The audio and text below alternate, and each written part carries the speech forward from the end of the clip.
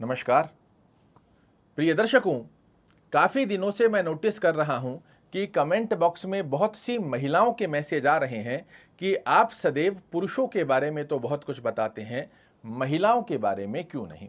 आज इसी बात को ध्यान में रखते हुए हम चर्चा करने जा रहे हैं सिंह राशि की महिलाओं की। इस कार्यक्रम को मैंने 3 भागों में विभाजित किया है।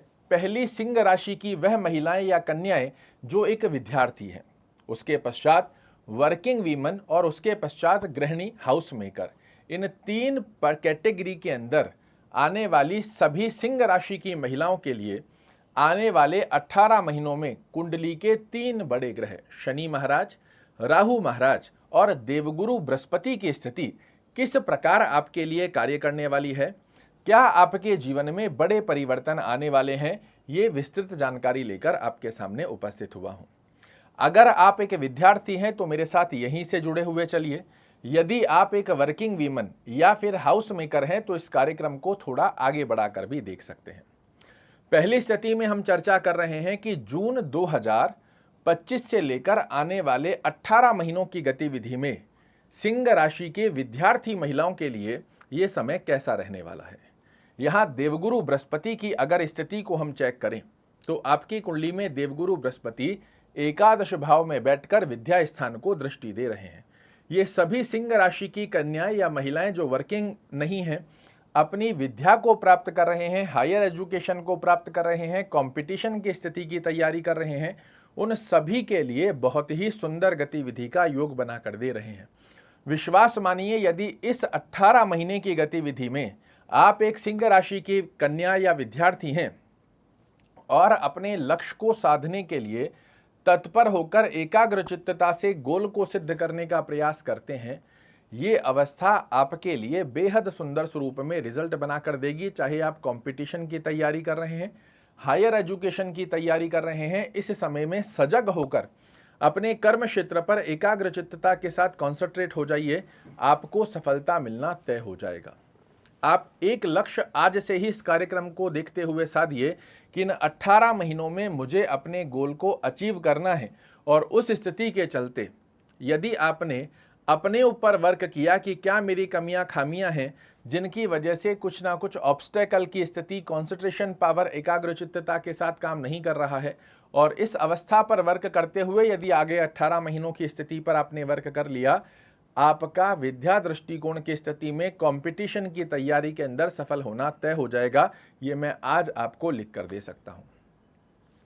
दूसरी स्थिति में वर्किंग वीमन की यदि हम चर्चा करें तो यदि आप जॉब कर रहे हैं या व्यवसाय कर रहे हैं, आपके लिए ये समय बहुत ही सुंदर स्वरूप में कार्य करता हुआ पाया जाएगा। आपके लिए शनि की ढैया चल रही है, चीज़ों को स्लो प्रोसेस की तरफ लेकर जाती है, किंतु राहु महाराज का ट्रांजिट जो आपके अष्टम भाव में बैठकर ऑब्स्टेकल की स्थितियों को दर्शा रहा था, वो अब हट चुका है।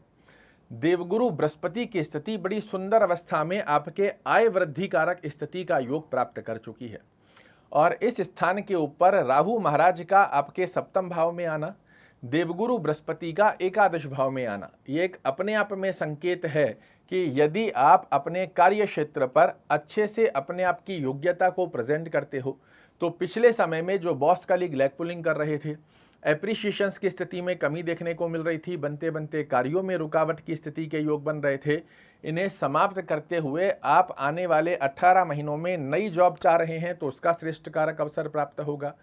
प्रमोशन की स्थिति चाह रहे हैं, उसके लिए बड़ा अच्छा योग बनेगा। ट्रांसफ़र की स्थिति चाह रहे हैं, ये भी बड़ी सुंदर तरीके से आपके लिए कार्य करने वाली है। आप अपने कर्म क्षेत्र में संलग्नता के साथ में अपने आप को प्रेजेंट करने का प्रयास कीजिए। पिछले समय में जितने उतार चढ़ाव आपने देखने को मिले हैं, वो अब सकारात्मक दृष्टिकोण में आपके लिए कार्य करते हुए पाए जाएंगे। ओम गुरुवे नमः का एक माला जाप करना आपके लिए बहुत अच्छा होता है। यदि आप एक सिंह राशि की वर्किंग वीमन हैं और देवगुरु बृहस्पति आपकी कुंडली में एक अच्छे भाव में विराजित हैं, बिल्कुल निसंकोच होकर यदि आप एक पुखराज धारण करते हैं, यह आपके लिए बहुत ही अच्छा लाभ निकाल कर देगा।